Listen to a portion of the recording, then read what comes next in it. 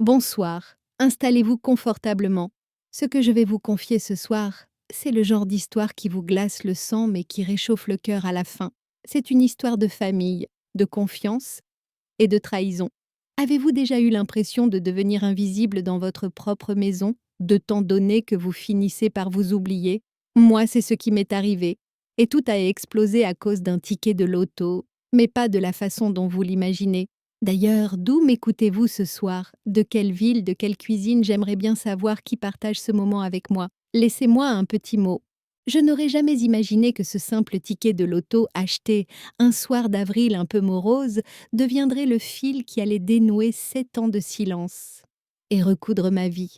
Je m'appelle Martine, et si vous vous installez confortablement avec votre tisane, j'aimerais vous raconter le jour où mon monde a basculé et comment j'ai appris que les plus grands trésors ne sont pas ceux que l'on gagne, mais ceux que l'on reconquiert. Tout a commencé un matin qui sentait le café chaud et les promesses brisées. J'étais debout devant le plan de travail de ma cuisine, celui que Jean et moi avions choisi ensemble il y a 30 ans quand j'ai entendu un cri déchirer la maison. Pas le genre de cri qui vient de la peur, non. Un cri d'excitation sauvage, désespéré. La voix de ma belle-fille Sophie a fendu le silence du matin comme un coup de tonnerre et j'ai senti mes mains se figer sur la cafetière. Quelque chose venait de basculer. Je ne pouvais pas encore le nommer, mais je le sentais dans mes os. Vous savez cette sensation quand on sent l'orage arriver avant même que la première goutte de pluie ne tombe? C'est ce qui m'a saisie alors que je descendais de ma chambre dans le grenier. Oui, le grenier de ma propre maison où je vivais depuis 3 ans, depuis que Sophie avait décidé qu'elle avait besoin de ma chambre pour en faire un bureau à domicile. J'entendais Julien, mon fils unique, dévaler les escaliers, puis leurs voix ont explosé en un chœur d'incrédulité et de joie. 4,25 millions d'euros. Ils avaient gagné 4,25 millions d'euros. Je me tenais à mi-chemin de cet escalier, grinçant mon cœur, faisant une chose étrange dans ma poitrine, et je regardais mon fils et sa femme danser autour de ma table de cuisine. Sophie serrait un ticket de loto dans sa main, l'embrassant comme s'il détenait les clés du paradis. Et peut-être que c'était le cas pour eux. Mais voici ce qu'ils ignoraient, ce qu'ils n'ont jamais pensé à demander dans toutes leurs célébrations. J'avais acheté ce ticket la veille au soir, avec les numéros que je jouais depuis 20 ans. Chaque numéro était une date d'anniversaire. Celle de Jean la mienne, celle de Julien, celle de la petite Léa et celle d'Hugo, ma famille imprimée à l'encre sur un bout de papier qui représentait maintenant le rêve de quelqu'un d'autre. Je voulais parler, Dieu sait que je voulais dire quelque chose, mais les mots sont restés coincés dans ma gorge quand Sophie a levé les yeux vers moi. Des yeux qui n'étaient ni reconnaissants ni interrogateurs, juste flamboyants de possession. On est riche, Julien, a-t-elle dit. Puis elle a ajouté des mots qui ont coupé plus profondément que n'importe quel couteau. Enfin, on n'aura plus à vivre dans cette vieille baraque. Cette vieille baraque. La maison que Jean et moi avions construite avec chaque heure supplémentaire, chaque franc économisé, chaque dimanche après-midi, à peindre ensemble pendant qu'il fredonnait du Georges Brassens. J'ai senti quelque chose en moi devenir très silencieux et très immobile, comme un lac qui devient parfaitement lisse juste avant de geler.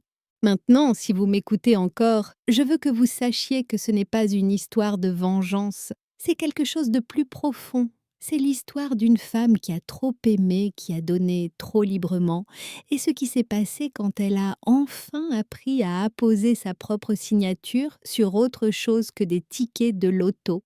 Parce que Jean me l'avait toujours dit, Martine, les gens peuvent tout oublier, mais une signature ne ment jamais.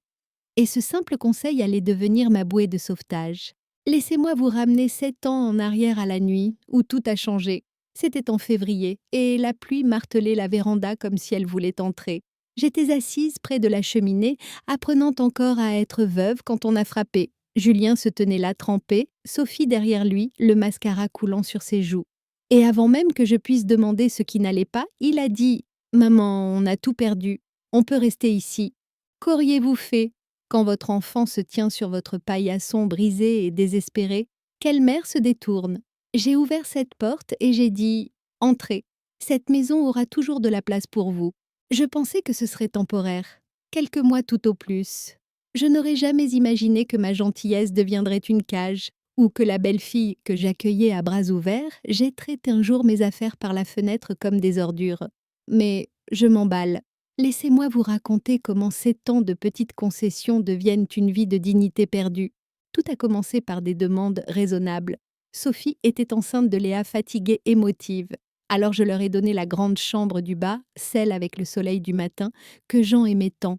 Oh, c'est mieux pour le bébé, me suis-je dit en grimpant dans la petite chambre d'amis.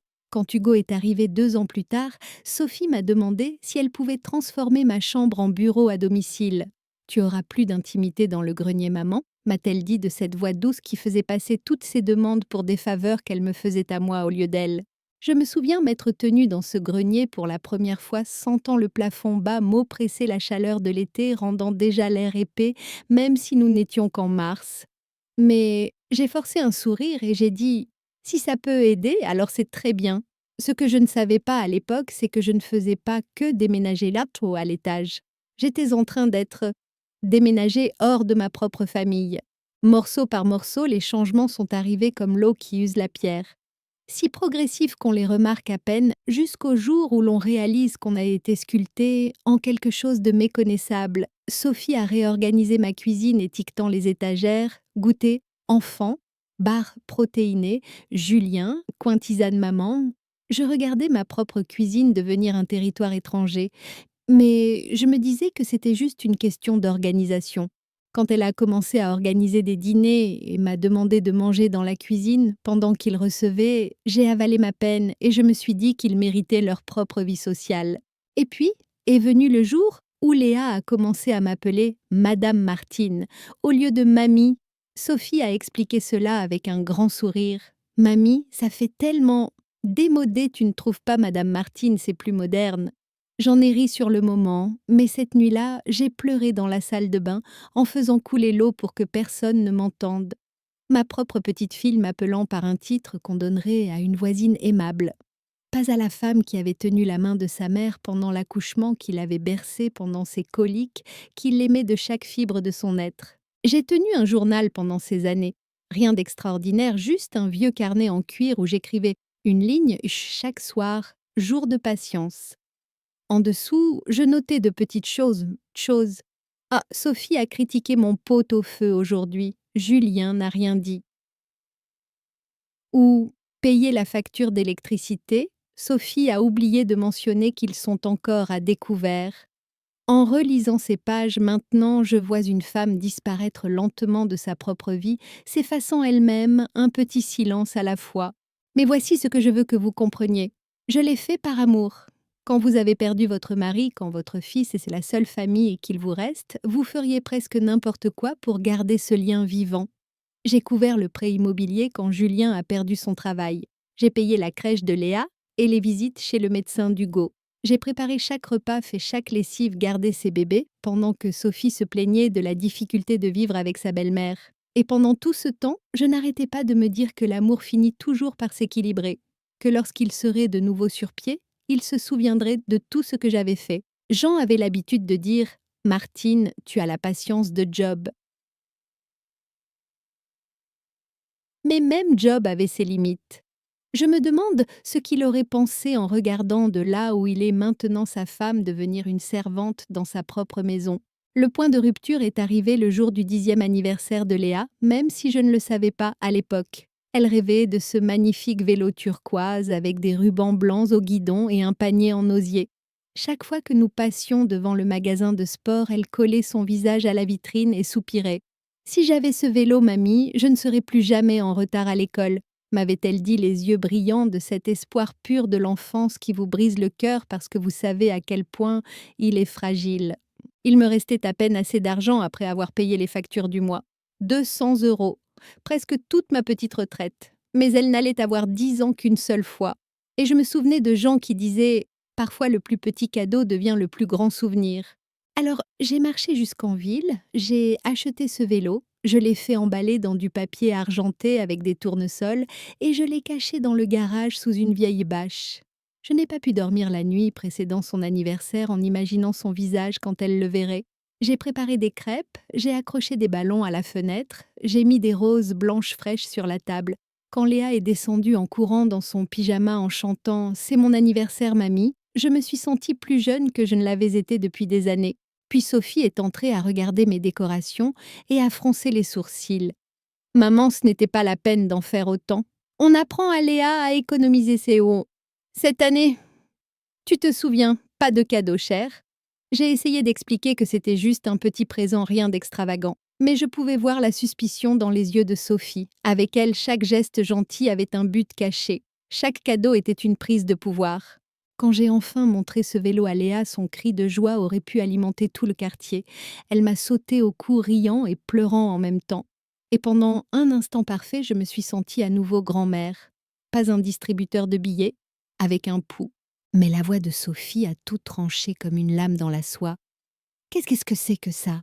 La dispute qui a suivi me serre encore la poitrine quand j'y pense. Sophie m'a accusée de saper son autorité parentale, d'essayer de lui faire honte devant les enfants. Julien se tenait là faible et incertain, marmonnant que j'aurais peut-être dû demander d'abord. Et Léa, ma douce Léa, se tenait là agrippant ma main, des larmes coulant sur son visage, disant « Je le nettoierai moi-même, maman, je ne demanderai plus rien d'autre promis. » Cet après-midi-là, j'ai ramené ce vélo au magasin. Chaque pas plus lourd que le précédent. Le ruban blanc flottait dans le vent comme le rire perdu de Léa. Et quand j'ai signé le bordereau de remboursement, ma main tremblait tellement que l'encre a bavé. J'ai plié le reçu, je l'ai glissé dans mon portefeuille et je suis sortie sous une pluie fine qui s'est mélangée au sel sur mes joues. Il n'y a pas eu de fête d'anniversaire ce soir-là. Pas de gâteau, pas de bougies. Juste la télévision qui murmurait dans le salon comme si de rien n'était. J'ai sorti le petit gâteau à la vanille que j'avais déjà acheté. J'ai posé la carte que j'avais écrite « Joyeux anniversaire Léa, je t'aime toujours mamie. » Et j'ai allumé une seule bougie. Je l'ai regardé se consumer, la flamme se reflétant dans la photo de Jean sur le mur et j'ai murmuré « Tu vois ça, notre petite fille, elle ne peut pas recevoir un vélo à cause d'une leçon d'épargne. Mais moi, je n'ai même plus les moyens d'avoir mon mot à dire dans ma propre maison. » C'est là que j'ai mis mon manteau et que j'ai marché jusqu'au buraliste du coin.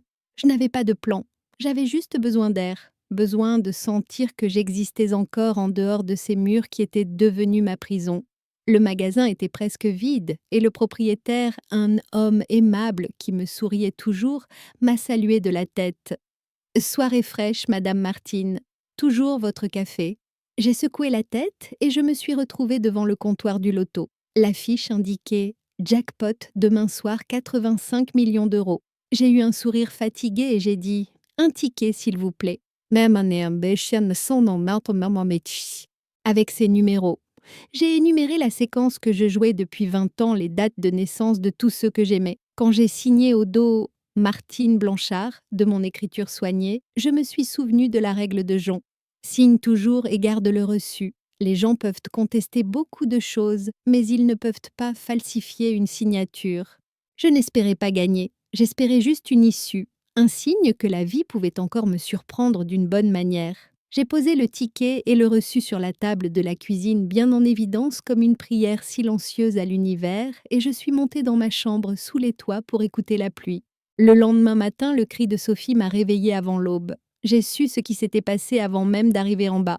Ils avaient trouvé mon ticket, vu ses numéros aux informations et décidé sans se poser une seule question qu'il était à eux. Quand je suis enfin descendue, ils étaient là dansant dans ma cuisine comme s'ils venaient de recevoir les clés du paradis. Qui l'eût cru, disait Sophie, le souffle coupé par l'excitation. Je l'ai juste pris sur la table et nos vies ont changé. Julien riait, la serrant fort. Et moi j'étais là invisible dans mon propre escalier, regardant deux personnes que j'avais soutenues pendant 7 ans agir comme si le destin les avait récompensées pour quelque chose. Je n'ai rien dit. Je voulais voir jusqu'où ça irait, jusqu'où l'avidité irait. Si quelque part dans toute cette célébration, ils se souviendraient de la femme qui leur avait tout donné. Mais 3 jours plus tard, tout espoir qui me restait est mort quand Sophie a frappé à la porte de mon grenier avec ce regard sur son visage. Celui qui disait qu'elle avait déjà pris une décision et qu'elle venait juste m'en informer par courtoisie. « Commence à faire tes cartons », dit-elle les bras croisés, les lèvres plissées dans quelque chose qui n'était pas tout à fait un sourire. On déménage, et on n'a pas besoin d'un poids mort qui nous suive. Un poids mort, c'est ce que 7 ans de sacrifice d'amour de les avoir nourris et logés m'avaient valu. Je l'ai regardé cette femme que j'avais accueillie chez moi quand elle n'avait nulle part où aller.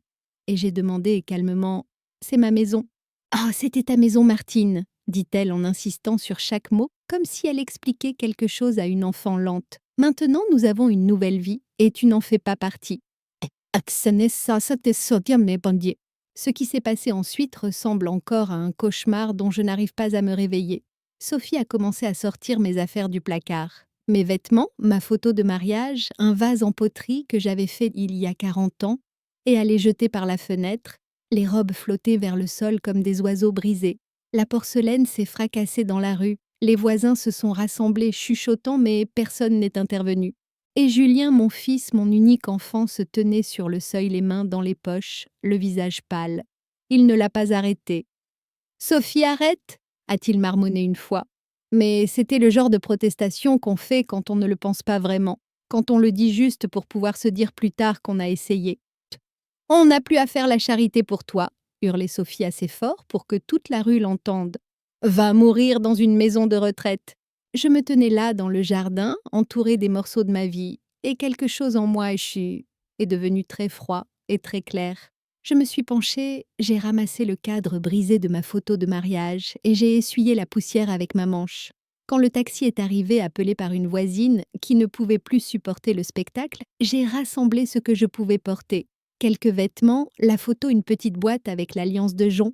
Avant de monter, je me suis tournée vers Julien une dernière fois. « Tu ne vas rien dire ?» ai-je demandé, ma voix calme et ferme malgré tout. Il a regardé le sol. « Sophie est juste allée un peu trop loin, maman. »« Non, Julien, ai-je dit.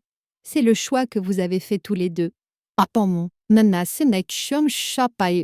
Puis je me suis tournée vers Sophie qui se tenait là bras croisés, affichant toujours ce sourire triomphant. Et j'ai posé la question qui allait tout changer. « Tu as lu le nom au dos du ticket. » Pendant une fraction de seconde, ce sourire a vacillé. La confusion a dansé dans ses yeux avant qu'elle ne la masque rapidement par le dédain. « Je ne vois absolument pas de quoi tu parles. »« Ah si, je n'ai pas répondu. Je suis juste montée dans ce taxi et j'ai dit au chauffeur « N'importe où avec une chambre pas chère. » Alors que nous nous éloignions, j'ai regardé ma maison, la maison de Jean, et la mienne disparaître dans le rétroviseur. Julien se tenait figé sur les marches. Léa et Hugo étaient recollés à une fenêtre de l'étage, les yeux rouges. Et Sophie faisait semblant d'être au téléphone, mais je pouvais voir ses épaules se raidir au premier murmure du doute. La chambre que j'ai louée se trouvait au-dessus d'un petit traiteur asiatique, à peine assez grande pour un lit d'une personne, une table bancale. L'odeur de friture s'infiltrait partout dans mes cheveux, mes vêtements, ma peau jusqu'à ce que je ne puisse plus distinguer où finissait la graisse et où commençait mon propre épuisement. Mais assise sur ce matelas, affaissée sortant le reçu plié de mon portefeuille, j'ai ressenti quelque chose que je n'avais pas ressenti depuis des années. Une étrange paix tranquille, il pensait que j'avais perdu. Mais en réalité, la partie ne faisait que commencer. Vous savez, il y a quelque chose dans le fait de toucher le fond. Soit ça vous brise, soit ça vous fait réaliser que vous portiez en vous une force que vous aviez oublié avoir. J'étais assise dans cette minuscule chambre, traçant du doigt ma signature sur ce reçu, et j'entendais la voix de Jean aussi clairement que s'il était assis à côté de moi. Une signature ne ment jamais, Martine. Accroche-toi à cette vérité. Et ça n'a pas mis de ma boîte de monter. 3 jours plus tard, mon téléphone a sonné à 7 heures du matin. Une voix calme et professionnelle s'est présentée comme étant Maître Durand avocat pour la Française des Jeux. Madame Blanchard, nous devons vérifier certains détails concernant un ticket gagnant enregistré à votre nom. Mon cœur s'est accéléré, mais j'ai gardé une voix stable. Oui, si c'est moi qui ai acheté ce ticket. Alors félicitations, dit-il après avoir confirmé ma signature et les détails de l'achat.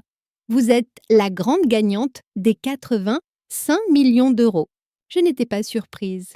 Pas vraiment. Ce que je ressentais, c'était plutôt comme regarder un orage qu'on a vu venir de loin arriver enfin. Maître Durand a continué son ton devenant sérieux.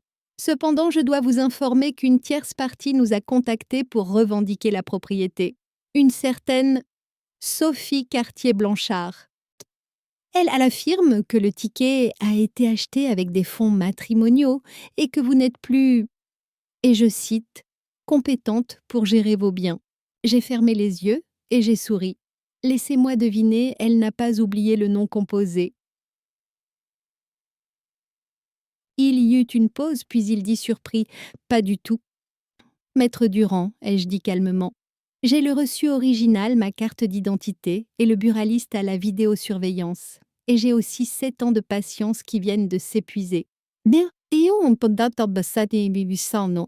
Cette conversation a tout changé. En quelques heures, j'avais ouvert un coffre-fort à la banque et y avait déposé toutes les preuves, le reçu des copies du ticket, ma carte d'identité, des photographies. J'ai appris rapidement que parfois la justice doit être conservée en plusieurs endroits, protégée comme la chose précieuse qu'elle est. Mais ce qui s'est passé les jours suivants m'a appris quelque chose sur la nature humaine que j'aurais aimé ne jamais avoir à apprendre. Sophie et Julien n'ont pas seulement dépensé de l'argent qu'ils n'avaient pas. Ils ont joué leur richesse comme des acteurs dans une pièce. Sophie a créé un compte sur les réseaux sociaux appelé Les Chanceux Blanchard et a fait des directs vêtus de robes en soie, tenant des coupes de champagne, disant à des milliers d'inconnus: La vie peut être très juste. Si vous faites ce qu'il faut, l'univers vous envoie une récompense. Je regardais ces vidéos sur mon vieux téléphone dans ma chambre, louée à moitié stupéfaite et à moitié le cœur brisé, parce que dans son récit soigneusement élaboré, j'étais la méchante, la vieille femme sénile qui leur avait promis le ticket, puis qui avait égoïstement essayé de le reprendre. Les commentaires sous ces publications coupaient comme du verre. J'espère que la vieille dame ne causera pas de problème. Et tellement généreux de partager avec la famille comme ça. Ma voisine Françoise m'appelait tous les jours avec les dernières nouvelles. Martine, tu ne vas pas le croire. Des camions de meubles, un tout nouveau gros 4x4 et même un panneau devant la maison qui dit La résidence Blanchard. Sophie pose pour des photos comme si elle possédait un château. Oh, ton, ça m'entamada, ça m'attend. Mais je la crois Françoise, lui disais-je. Avec Sophie, plus le spectacle est grand, mieux c'est tant que quelqu'un regarde. Puis Sophie a commis sa plus grosse erreur. Elle a engagé des avocats et a déposé une requête affirmant que je n'avais pas la capacité mentale de gérer les gains, que j'étais confuse et vulnérable, que la tutelle financière devait être transférée à Julien. Elle a même falsifié des documents médicaux prétendant que j'avais des troubles de mémoire importants. Quand Maître Durand m'a appelé pour me le dire, j'ai entendu quelque chose de nouveau dans sa voix, de la colère en mon nom. Madame Blanchard, elle vient de commettre une grave erreur juridique. C'est de la diffamation avec fabrication de preuves. Si nous contre-attaquons, elle fera face à de réelles conséquences. Alors laissez-la continuer, ai-je dit doucement. Plus elle marche, plus elle laisse d'empreintes. Mais l'appel le plus difficile est venu de Julien lui-même. Sa voix tremblait quand j'ai répondu et je pouvais entendre la circulation en arrière-plan, comme s'il appelait de sa voiture, incapable d'avoir cette conversation à la maison. Maman, dit-il, j'ai besoin de te demander quelque chose. Est-ce que est-ce que c'est vraiment toi qui as acheté ce ticket? Je suis restée très immobile regardant par ma fenêtre le matin gris. Julien, pendant 7 ans, qui a payé l'électricité? Silence. Qui a payé l'eau, l'assurance, les frais de scolarité des enfants? Qui a mis à manger sur cette table? Plus de silence. Puis enfin, à peine audible. C'est toi. C'est exact, ai-je dit. Moi, la personne dont vous disiez qu'elle vivait à vos crochets, celle que vous avez jetée de sa propre maison, celle que vous traitez d'incompétente. Et maintenant, tu appelles pour demander si le ticket est à moi. Je l'ai entendu prendre une inspiration tremblante. Je ne savais pas que Sophie irait jusque-là, maman. Elle a dit: Elle ne me comprend pas, Julien, l'ai-je interrompu doucement. Je peux pardonner la pauvreté. Je ne peux pas pardonner la tromperie. Tu veux parler? Viens me voir. Aujourd'hui 14 heures, mais amène la vérité avec toi, pas des excuses. Il est venu. Il est vraiment venu. Assise en face de lui dans cette chambre minable, voyant mon fils avec des yeux cernés et des mains qui n'arrêtaient pas de trembler, j'ai senti mon cœur se briser d'une manière qu'il n'avait pas fait quand Sophie jetait de mes affaires dans la rue. Parce que la colère est plus facile que le chagrin, et ce que je ressentais en regardant Julien, c'était un chagrin pur pour le petit garçon qui faisait du vélo dans notre jardin en promettant « Je te protégerai toujours, maman ».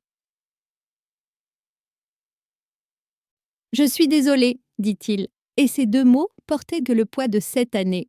Nous avons parlé pendant des heures. Il m'a parlé des acomptes qu'ils avaient déjà versés pour des voitures et une villa sur l'île de Ré, du voyage en Europe qu'ils avaient réservé avec de l'argent qu'ils n'avaient pas encore, de la façon dont Sophie l'avait convaincu que le ticket était un bien de la communauté. Elle n'arrêtait pas de dire que tu nous l'avais promis, dit-il, que tu voulais qu'on l'ait. Julien, ai-je dit doucement, tu me connais mieux que ça. Tu sais que je vous aurais aidé quoi qu'il arrive. Mais Sophie n'a jamais demandé. Elle a juste pris. Il s'est effondré à ce moment-là. Vraiment effondré. Et je me suis assise à côté de lui sur ce matelas affaissé et je l'ai serré dans mes bras comme je le faisais quand il était petit et qu'il avait peur de l'orage. Je me suis perdue, maman, a-t-il murmuré. Je ne sais même plus qui je suis. Et alors, retrouvons-nous, ai-je dit. Mais ça commence par choisir la vérité même quand c'est difficile. Ça n'a pas encore qu'il est dans son bas, mais 2 semaines plus tard, Sophie a demandé la garde exclusive de Léa et Hugo, prétendant que Julien était psychologiquement instable et que je le manipulais avec les gains du loto. Elle voulait tous les enfants la moitié de l'argent qu'elle pensait que Julien obtiendrait et une déclaration publique que j'étais inapte à prendre mes propres décisions. Le tribunal était froid le matin de l'audience. Je me souviens avoir pensé à quel point il était étrange de se battre pour sa dignité dans un endroit qui sentait l'encaustique et le vieux papier. La juge Bernard présidait une femme d'une 50aine d'années, avec des yeux perçants qui voyaient clair dans le fatras. Quand je suis entrée, elle m'a regardée, non pas avec pitié, mais avec ce respect tranquille réservé à quelqu'un qui a trop enduré. Sophie s'était assise de l'autre côté de l'allée dans une robe blanche immaculée, chaque cheveu en place tenant la main de Julien comme une bouée de sauvetage. Mais les yeux de Julien étaient baissés et je savais que cette poigne n'était plus de l'amour. C'était du désespoir. Le rapport de l'assistante sociale est venu en premier décrivant ma chambre louée comme modeste mais sûre, ma nouvelle maison en bord de mer comme propre et adaptée aux visites, et la résidence de Sophie comme étant sous hypothèque impayée avec un historique de plaintes pour tapage. Puis vinrent les témoins. Françoise Banks s'est avancée à la barre avec son carnet élimé, racontant 7 ans à me regarder maintenir une famille à flot tout en étant mise de côté. 2 autres voisins ont témoigné. Le gérant du buraliste a confirmé que j'avais acheté le ticket et que je l'avais signé moi-même. Mais le moment qui a tout changé, c'est quand Maître Durand a diffusé la vidéo de la caméra de surveillance de Françoise. La salle d'audience est devenue silencieuse alors que la voix de Sophie résonnait claire et cruelle. « On n'a plus à faire la charité pour toi, va mourir dans une maison de retraite. » En regardant mes affaires volées par la fenêtre sur cet écran, j'ai vu Sophie baisser la tête, j'ai vu les épaules de Julien secouées par les larmes. La juge Bernard a tapé doucement son marteau. « Madame Cartier-Blanchard, dit-elle sa voix ferme et stable, l'abus verbal et l'humiliation d'une personne âgée, même sans violence physique, constituant un préjudice psychologique grave. Ce tribunal ne prend pas de telles questions à la légère. » Quand Julien a témoigné sur ses plans de père célibataire, son emploi du temps, l'organisation scolaire des enfants, le conseil parental auquel il s'était inscrit, j'ai senti quelque chose se détendre dans ma poitrine. Il essayait. Enfin, vraiment, il essayait. Quand ce fut mon tour de parler, la juge Chaud m'a demandé « Madame Blanchard, avez-vous quelque chose à dire concernant la garde ?» Je me suis levée, j'ai regardé cette salle d'audience et j'ai dit la vérité qui s'était accumulée en moi pendant 7 ans. Je ne suis pas ici pour gagner ou perdre, Madame la juge. Je veux juste que mes petits-enfants soient en sécurité et élevés dans un foyer sans peur. Quel que soit le parent qui peut leur offrir cela, c'est celui que je soutiendrai. Oh! Le silence qui a suivi avait quelque chose de sacré, comme ce moment à l'église où tout le monde prie ensemble et où l'on peut sentir le poids de tout cet espoir. 2 jours plus tard, la juge Bernard a accordé la garde principale à Julien avec un droit de visite supervisé pour Sophie, conditionné à ce qu'elle suive un programme de conseil de 6 mois. Quant au procès concernant le ticket de l'auto, la juge l'a rejeté entièrement et a réprimandé formellement Sophie pour diffamation et fabrication de dossiers médicaux. Le tribunal reconnaît Madame Martine Blanchard comme la propriétaire légitime du ticket gagnant et comme une victime de diffamation, a lu la juge Bernard, sa voix portant dans toute la salle. La vérité n'a pas besoin de défenseur, elle a seulement besoin de temps, et le temps a fait son œuvre. En sortant de ce tribunal dans l'après-midi lumineux, j'ai senti le vent de la mer me souffler dans les cheveux et je l'ai laissé faire. Pour la première fois de ma vie, j'ai laissé le vent faire ce qu'il voulait. Un petit acte de liberté qui signifiait plus que n'importe quelle somme d'argent. Françoise a couru vers moi et m'a serré fort dans ses bras. La justice arrive peut-être en retard, Martine, mais elle ne perd jamais son chemin. J'ai emménagé dans ma petite maison en bord de mer par un doux matin de juin, quand la mer avait la couleur des myosotis et que la cuisine sentait la peinture fraîche et le possible. Elle était petite, juste assez grande pour une personne qui avait appris la différence entre la solitude et le fait d'être seule. Avec des murs couleur crème, des pots de lavande à la fenêtre et des photographies raccrochées avec soin. Le sourire doux de Jean, Julien petit garçon avec son cerf-volant, Léa et Hugo sur mes genoux quand ils étaient tout petits. Le premier week-end, Julien a amené les enfants. J'ai entendu leurs rires avant de les voir. Et quand Léa et Hugo ont jailli de la voiture et ont couru vers moi, j'ai réalisé que j'avais retenu mon souffle pendant des mois, peut-être des années. Nous avons préparé une soupe de poisson ensemble, Julien s'en mêlant avec les mesures pendant que je le guidais à travers la vieille recette de Jean. Papa ne mesurait jamais, lui ai-je dit. Il cuisinait au sentiment et avec amour. Après le dîner, j'ai emmené Léa dehors et je lui ai montré le vélo turquoise. Je l'avais racheté, avec mon propre argent cette fois. Son cri de joie aurait pu alimenter tout le quartier. Vraiment, mamie, c'est pour moi. Oui, ma chérie, ai-je dit les yeux me piquant. Mais il y a une condition. Promets-moi que tu ne laisseras jamais personne te faire croire que tu ne mérites pas de bonnes choses. Cindy, elle m'a serré dans ses bras et a pédalé dans le jardin, son rire lavant 7 ans d'amertume comme la pluie sur une vitre poussiéreuse. Julien a changé lentement après cela. Il a lancé un groupe de soutien pour les pères célibataires, apprenant à fixer des limites et à dire non sans culpabilité. Je n'interférais plus dans sa vie. Je l'aimais, mais j'avais appris à aimer avec des limites. Quand il avait besoin d'aide pour les frais de scolarité ou la garde des enfants, je l'aidais, mais j'exigeais des factures et des engagements clairs. Fini les chèques en blanc pour de vagues promesses. Un soir, alors que nous étions assis sur ma terrasse à regarder le coucher de soleil sur la baie, Julien a dit doucement « Maman, je suis désolée d'avoir laissé les choses empirer à ce point. J'ai été faible. » Tu n'étais pas faible, chérie, lui ai-je dit. Tu étais perdue. Mais être perdu, ce n'est pas permanent si on est prêt à retrouver le chemin de la maison. L'histoire pourrait s'arrêter là. La justice rendue, la famille restaurée. Mais la vie est plus compliquée que les fins bien nettes. Environ 6 mois après le procès, Sophie s'est présentée à ma porte par un après-midi pluvieux. Elle se tenait là avec un parapluie effiloché, le visage creusé par l'épuisement. Toute sa confiance avait disparu. « J'ai besoin d'aide », dit-elle doucement. Je l'ai invitée à s'asseoir sur la terrasse, mais j'ai gardé la porte entre nous. Les limites ne sont pas seulement des verrous, ce sont des choix.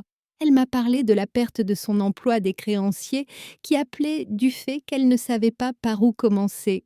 « J'avais tort », a-t-elle finalement dit, les larmes se mêlant à la pluie. « J'ai tout perdu. C'est qui m'a détenu. » Je lui ai servi une tisane et je lui ai donné quelque chose auquel elle ne s'attendait pas. Pas de l'argent, mais une liste d'agences d'intérim et de groupes de soutien. « Ceux-ci vous aideront si vous voulez vraiment repartir à zéro », lui ai-je dit. « Je ne te donnerai pas d'argent, Sophie, mais si tu as besoin d'un repas chaud ou d'un conseil honnête, cette terrasse reste ouverte tant que tu y entres avec honnêteté. » Elle a regardé le papier, puis moi. « Je peux voir les enfants. »« Termine tes séances de conseil, » ai-je dit gentiment. Le tribunal a été clair. Julien ne s'y opposera pas et moi non plus. Elle a hoché la tête à murmurer d'autres excuses et est partie. En la regardant s'éloigner sur cette route mouillée, j'ai senti le dernier nœud de ressentiment se défaire. Le pardon, ce n'est pas oublier, c'est se souvenir, sans laisser le passé empoisonner le présent. Ce soir-là, au dîner, Hugo a joint ses mains et a fermé les yeux. « Je prie pour que maman aille mieux bientôt, » dit-il doucement. La pièce est devenue silencieuse à l'exception du bruit du vent à travers la fenêtre et de la faible odeur de cannelle provenant de la tarte dans le four. Léa a tendu la main et a serré la mienne. Julien a croisé mon regard et dans ce regard, j'ai vu la compréhension, celle qui vient quand on a traversé le feu et qu'on a appris ce qui compte de l'autre côté. Je n'ai jamais dépensé l'argent comme les gens s'y attendaient, probablement. La majeure partie est allée dans des fonds pour l'éducation de Léa et Hugo pour une petite association que j'ai créée appelée Les Mains Tendues, qui aide les personnes âgées exploitées par leur famille pour l'Église que Jean aimait tant et pour la gentillesse infinie de Françoise. J'ai acheté ma petite maison, j'ai planté les rosiers grimpants que Jean aurait adorés et j'ai gardé suffisamment pour vivre simplement et bien. Parce que voici ce que j'ai appris à travers tout cela et c'est la vérité que je veux vous laisser aujourd'hui. La richesse, ce ne sont pas les comptes en banque, c'est connaître sa propre valeur quand tout le monde l'a oublié. C'est signer de son propre nom et le penser. C'est aimer les gens suffisamment pour les laisser faire face à leurs propres conséquences et leur pardonner sans redevenir leur paillasson. Certains soirs, je m'assieds sur ma terrasse et je regarde la baie devenir violette au coucher du soleil. Et je pense à ce matin, il y a 7 ans, où j'ai ouvert ma porte à un fils désespéré et à sa femme enceinte. Je ne changerai pas ce choix. Ouvrir sa porte à sa famille dans le besoin, c'est ça l'amour. Mais j'aurais appris plutôt à garder un pied sur mon propre seuil, à me souvenir qu'aider quelqu'un ne signifie pas s'effacer soi-même. La photo de Jean est sur ma cheminée, son sourire toujours aussi doux. Tu vois mon amour, je murmure parfois. J'ai continué à signer de mon nom exactement comme tu me l'avais dit. Et ça m'a sauvé la vie. Si vous êtes toujours là avec moi à partager cette tisane en cette soirée tranquille, je veux vous remercier de m'avoir écouté. Peut-être avez-vous été là où j'étais aimant trop, donnant trop librement, vous demandant quand il était devenu mal d'avoir des limites. Peut-être y êtes-vous en ce moment, même vous sentant invisible dans votre propre vie. Laissez-moi vous dire ce que j'aurais aimé que quelqu'un me dise il y a des années. Vous n'êtes pas égoïste de réclamer votre dignité. Vous n'êtes pas cruel de laisser les gens affronter la vérité. Et vous n'êtes pas faible de choisir la paix plutôt que le chaos même, quand le chaos porte le visage de quelqu'un que vous aimez.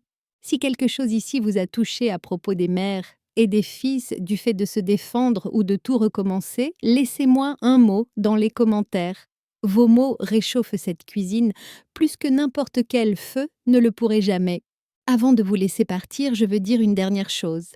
La vie vous demandera de choisir encore et encore entre ce qui est facile et ce qui est juste, entre le silence et la vérité, entre aimer les autres et s'aimer suffisamment soi-même pour fixer des limites. Et quand vous ferez le choix difficile, quand vous signerez de votre nom et que vous le penserez, vous perdrez peut-être des gens.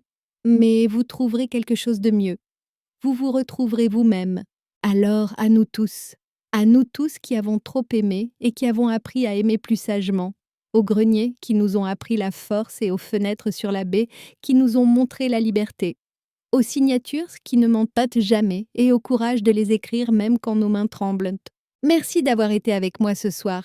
Merci d'avoir écouté l'histoire d'une vieille femme, une histoire de tickets de loto d'années perdues et d'un amour qui a appris ses limites. Si vous souhaitez avoir des nouvelles de mon jardin des petits-enfants, de la situation de Sophie et Julien, revenez me voir. Cette terrasse, c'est toujours ouverte et il y a toujours une tisane chaude.